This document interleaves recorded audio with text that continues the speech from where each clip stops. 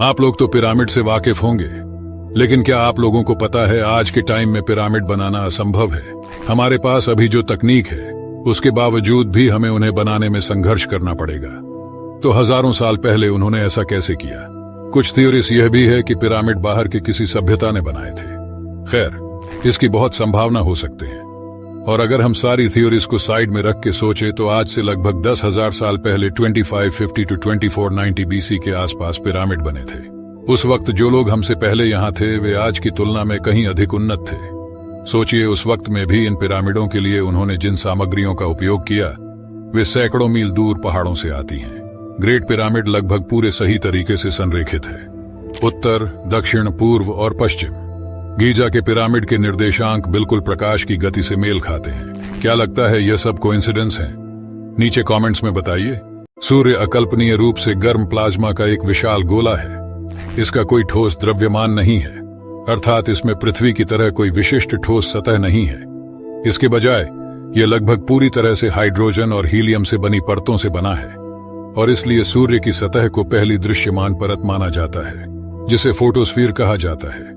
यह 5500 degree Celsius से ऊपर झुलसाने वाले तापमान तक पहुंच जाता है, जिससे यह हीरे को पिघलाने के लिए पर्याप्त गर्म हो जाता है। फोटोस्फीयर में विरल रूप से बिखरे हुए विशाल अंधेरे लक्षण भी हैं, जिन्हें सनस्पॉट कहा जाता है, जो सूर्य के शक्तिशाली चुंबकीय क्षेत्रों में गड़बड़ी के कारण होते हैं। यहाँ चुंबकीय क्षेत्र बहुत सक्रिय हैं, जो अक्सर क्रॉसिंग में उलझते हैं और बार बार पुनर्गठित होते हैं, जिससे ऊर्जा के अचानक शक्तिशाली विस्फोट होते हैं, जिन्हें सोलर फ्लेयर्स कहा जाता है, जो बेहद तेज गति से अंतरिक्ष में विस्फोट करते हैं।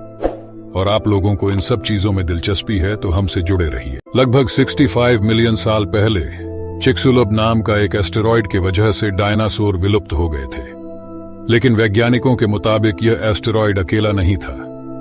वैज्ञानिकों को लगभग उसी समय बना एक और गड्ढा मिला है। उन्होंने इसे नेडिर क्रेटर नाम दिया है।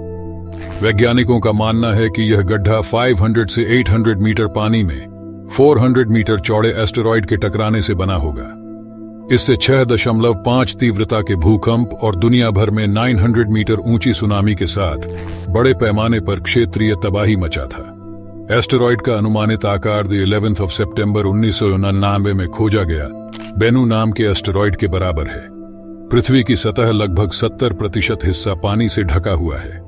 फिर भी पानी के नीचे और भी अधिक प्रभाव वाले गड्ढे हो सकते हैं जो उसी समय के आसपास बने होंगे। क्या आप लोगों ने apple in a box theory के बारे में सुना है? कल्पना कीजिए कि आपके पास एक पूरी तरह से सील बंद डिब्बा है और उसके अंदर एक सेब रखें और इसे हमेशा के लिए अंदर छोड़ दें। अंततः सेब खराब हो जाएगा और इस हद तक विघटित हो जाएगा कि न्यूट्रॉन, प्रोटॉन और अन्य मूलभूत तत्वों में टूट जाएंगे। यदि बॉक्स को खुला छोड़ दिया जाए तो उसके अंदर फंसी ऊर्जा अस्तित्व के हर एक रूप में अनंत बार तक जाएगी। यदि अरबों साल बाद बक्सा खोला जाता है तो आपको सेब वैसा ही मिलेगा जैसा वह मूल रूप से था जब उसने उसे अंदर रखा था। ऐसा क्यों हो रहा है? इसका कारण यह है कि हमारा अपना ब्रह्मांड सिर्फ एक बॉक्स के अंदर हो सकता है, और न केवल हमारा ब्रह्मांड संपूर्ण मल्टीवर्स हो सकता है। थ्योरी तो हजारों है, लेकिन वास्तव के बारे में किसको क्या पता? हो सकता है जो हम अभी सोच रहे हैं वह ब्रह्मांड के और किसी कोने में चल रहा हो। क्या आप लोगों को पता है साउंड किस चीज से बनती है? यह हवा में अणुओं का कंपन है जो एक दबाव तरंग बनाता है। साउंड के कई रूप होते हैं, लेकिन हम गैस के माध्यम से चलने वाली उसकी दबाव तरंगों से सबसे अधिक परिचित हैं। हीलियम जैसी हल्की गैसों के माध्यम से साउंड तेजी से फैलती है, जिससे हमारी आवाज ऊंची हो जाती है। जब हवा ठंडी होती है या सल्फर हेक्साफ्लोराइड जैसी भारी गैसों से बनी होती है तो साउंड अधिक धीमी गति से चलती है, लेकिन इसमें उससे भी अधिक कुछ है। साउंड को किसी भी प्रकार के भौतिक माध्यम से प्रसारित किया जा सकता है। मान लीजिए यदि आप स्विमिंग पूल में हैं तो आप तभी भी पानी के माध्यम से प्रसारित होने वाली साउंड सुन सकते हैं, और भूकंप भी मूलतः ठोस पृथ्वी के माध्यम से प्रसारित होने वाली ध्वनि तरंगे हैं। क्या आप लोगों को पता है हमारा ब्रेन और यूनिवर्स में कौन सी चीज एक है? चलिए जानते हैं। थोड़े दिन पहले वैज्ञानिकों ने एक हालिया अध्ययन से पता लगाया है कि यूनिवर्स यानी ब्रह्मांड बहुत बड़े पैमाने पर केवल आपके ब्रेन के समान है। ब्रेन के न्यूरल नेटवर्क में लगभग 86 अरब न्यूरॉन्स होते हैं, और ऑब्जर्वेबल यूनिवर्स में कम से कम 100 अरब आकाश गंगाएं हैं। आकाश गंगाओं और न्यूरॉन्स दोनों की संरचना एक समान है। यह रेशों जैसे लंबे धागे को जोड़ने वाली गांठों का एक जटिल जाल है, लेकिन इनमें से प्रत्येक प्रणाली में फाइबर्स का द्रव्यमान केवल 30% बनाते हैं और 70% तो ब्रेन में पानी है या यूनिवर्स में डार्क एनर्जी है।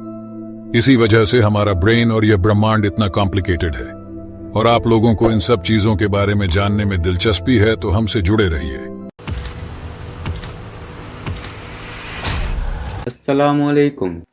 मैं उम्मीद करता हूँ आपको ये वीडियो ज़रूर पसंद आई होगी, और अगर आपकी इन्फॉर्मेशन में ज़रा सा भी इजाफा हुआ हो तो मेरी इस वीडियो को कर देना लाइक, और अगर आप ऐसे ही इंफॉर्मेटिव टाइप वीडियोस को पसंद करते हैं तो मेरे इस चैनल को कर देना सब्सक्राइब, और कमेंट में अपनी राय का इजहार ज़रूर कीजिएगा कि आपको ये वीडियो कैसी लगी। तो मिलते हैं हम इंशाल्लाह अगली वीडियो में। Take care, keep smile and अल्लाह हाफिज़।